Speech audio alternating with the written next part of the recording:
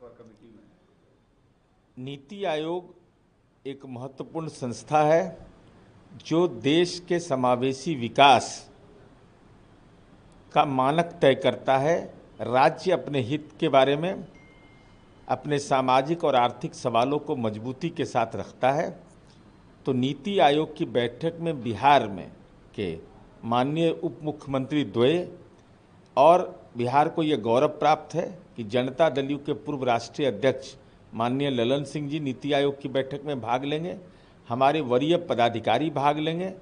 तो बिहार को विशेष पैकेज मिला है और इस पैकेज में जो पात्रता हमारी है कि बिहार बेस्ट परफॉर्मर है इस देश के अंदर में, तो स्वाभाविक है हमारी उम्मीद अभी और बरकरार है कि भाई बिहार के हितों का ख्याल विशेष रूप से रखा जाएगा। और विपक्ष के कुछ एक राजनीतिक दल नीति आयोग की बैठक का भी बहिष्कार कर रहे हैं। ईर्ष्या द्वेष की बुनियाद पर जनता के हितों की बलि नहीं दी जा सकती है। सवाल ममता दीदी से है कि ममता दीदी जी, आप पश्चिम बंगाल के मुख्यमंत्री हैं। मैंने मीडिया में सुना कि आपने यह कहा कि योजना आयोग को बहाल किया जाए। तो जब योजना आयोग कांग्रेस ने बनाया था तो उस कांग्रेस को तो आपने पश्चिम बंगाल में एक सीट देना भी मुनासिब नहीं समझा, राजनीतिक अपमान कर दिया। और कांग्रेस की कार्य संस्कृति को आप अपनाना चाहती हैं। चाहे योजना आयोग अथवा नीति आयोग हो, दोनों का मापदंड एक है और उस मापदंड के अनुरूप राज्य अपने विकास की चिंता करता है। राजनीति की चिंता करने से अच्छा है कि विकास की चिंता करिए। साथ ही सवाल ये भी खड़ा हो रहा है कि नीतीश कुमार इस बैठक में नहीं गए हैं, तो कई सारे सवाल उठाए जा रहे हैं विपक्ष द्वारा। माननीय नीतीश कुमार जी पूर्व के बैठक में भी नहीं गए हैं और जो लोग ये सवाल उठा रहे हैं वो अज्ञानी हैं। वो लगता है कि अपने नेता जो उनके लापता रहे हैं मानसून सत्र में, उन्हीं का राजनीतिक इलाज कर रहे हैं। हमको स्मरण है कि राज्य के उप मुख्यमंत्री होने के नाते तेजस्वी यादव जी नीति आयोग की बैठक में भाग लिए हैं। लगता है कि दूरी बहुत बढ़ गई है। कल विधानसभा का आखिरी दिन था, कल भी तेजस्वी यादव पटना में रहने के बावजूद भी सदन में नहीं पहुंचे। देखिए माननीय तेजस्वी यादव जी, आप राज्य के संवैधानिक पद पर विपक्ष के नेता हैं। राजनैतिक रूप से गुमशुदा होने से सवालिया निशान के घेरे में आ गए और आपका यह दावा है कि हम जनता के दिल में हैं। तो 4 लोकसभा की सीट आपको आई, तो जनता के दिल का दावा खारिज हो गया।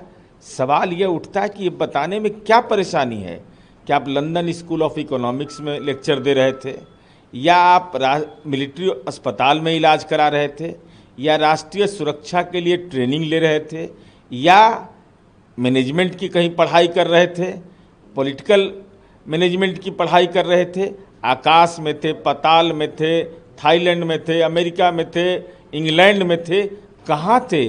पासपोर्ट में आपको कोर्ट से अनुमति लिया होगा। तो इस सब बात को साझा करना चाहिए कि हमने कोर्ट से अनुमति लेकर के इन देशों का दौरा किया। और आपके साथ कौन कौन थे, यह भी चिंता है लोगों को। इन तमाम चिंता से अपने विधायकों को भी बताइए और बिहार की जनता को भी बताइए, क्योंकि राजकोष के खजाने का पैसा वेतन और भत्ता के मद में लेते हैं। 30 जुलाई को आम आदमी पार्टी जंतर मंतर पर प्रदर्शन करने वाली है। इंडिया अलायंस को भी बुलाया गया है। जिस तरीके से अरविंद केजरीवाल जेल में है, आप राजनीति को लेकर? देखिए माननीय अरविंद केजरीवाल जी इस देश की राजनीति के ऐसे व्यक्ति हैं। हेमंत सोरेन जेल जाने के बाद इस्तीफा दे देते हैं, लालू प्रसाद जी जेल जाने के बाद राबड़ी देवी को मुख्यमंत्री बना देते हैं, लेकिन अरविंद केजरीवाल जी जेल से ही सरकार चला रहे हैं। डॉक्टर भीमराव अंबेडकर के संविधान की मूल आत्मा पर ही सीधा हमला किया।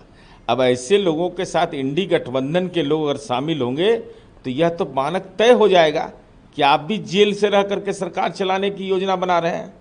तो ये तो निश्चित रूप से संवैधानिक प्रावधान के विपरीत है। आप रैली करिए, लेकिन जेल में सरकार को चला रहा है, इसको न्याय संगत ठहराने की कोई भी राजनीतिक कार्रवाई भविष्य के लिए खतरा पेश करेगा। एक सवाल है दादा, अग्निवीर को लेकर बीजेपी शासित राज्य जो है आरक्षण दे रहे हैं, आपकी पार्टी कह चुकी है कि इस पर विचार हो, आपका क्या स्टैंड है? देखिए अग्निवीर इस देश का एक ऐसा मसला है जो देश के युवाओं के रोजगार से जुड़ा हुआ है। हम लोगों ने साफ तौर पर कहा है कि ऐसे मसले पर गंभीरतापूर्वक विचार करना चाहिए, जिससे कि नई पीढ़ी को रोजगार के बेहतर अवसर मिले। सुरक्षा और संरक्षण मिले।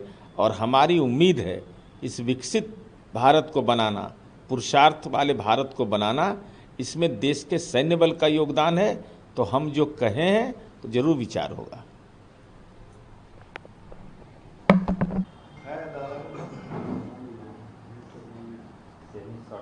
हो गया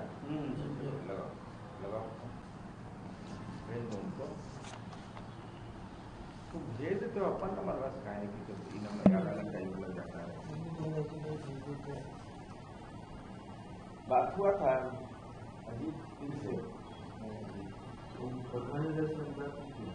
वहाँ पर बात हुई पार्टी की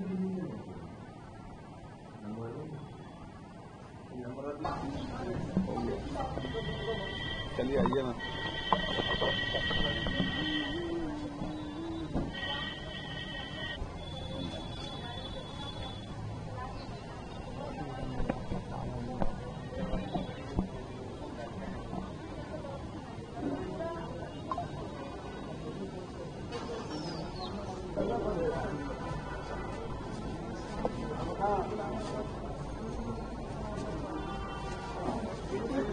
ये प्रधानमंत्री करेंगे, लेकिन कई कांग्रेस शासित राज्यों के मुख्यमंत्री इसको बॉयकॉट कर रहे हैं। देखिए, कांग्रेस के शुरू से रही है कि हमको विकास में भी राजनीति करनी है।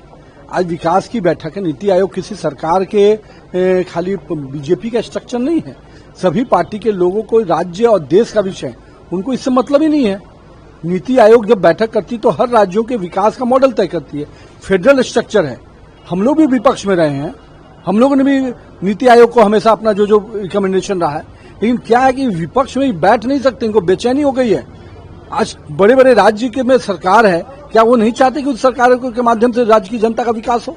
तो कहीं ना कहीं कांग्रेस ओछी राजनीति के लिए आ गई है और आज उसके पास कोई मुद्दे नहीं है, इसलिए अब नीति आयोग की बैठक का विरोध। अरे क्यों विरोध भैया? क्या आप नहीं चाहते हो कि विकास की योजनाएं अंतिम व्यक्ति तक पहुंचे? इसका मतलब है कि आपकी मंशा विकास नहीं, आपकी मंशा केवल राजनीति करने की है। और कांग्रेस शुरू से 70 सालों तक इस देश में केवल लोगों को ठग कर सत्ता में बने रहने का प्रयास किया, कभी विकास के मुद्दों के साथ जनता के साथ नहीं खड़ी हुई। ममता बनर्जी प्लानिंग कमीशन लाने की बात कर रही है, नीति आयोग को बर्खास्त करके। नहीं, अब राज्य के जो ममता दीदी की क्या किसी भी कॉन्स्टिट्यूशनल बॉडी को मानती हैं क्या? आज तक देखिए, सुप्रीम कोर्ट को नहीं मानती, हाई कोर्ट को नहीं मानती, गवर्नर को नहीं मानती, सीबीआई को नहीं मानती, ईडी को नहीं मानती। वो क्या मानती है? तो केवल बंगलेसी देसी घुसपैठ को प्रमाण पत्र देने में वो सबसे नंबर 1 है। तेजस्वी कल भी गायब थे सदन से, पटना में रहने के बाद। मैं तो यही मानता हूं कि विपक्ष के नेता को जनता से मतलब नहीं है, न जनता के मुद्दों से मतलब है कि अपने विधायकों पे, अपने कार्यकर्ताओं पे अपने हार का ठीकरा फोड़कर और कहीं न कहीं अपना गिरबान बचाने का काम किया तेजस्वी यादव ने। और जब सदन पटल पर लड़ने की बात आती, कहते हैं सड़क से सदन तक, न सड़क पर है न सदन पर है,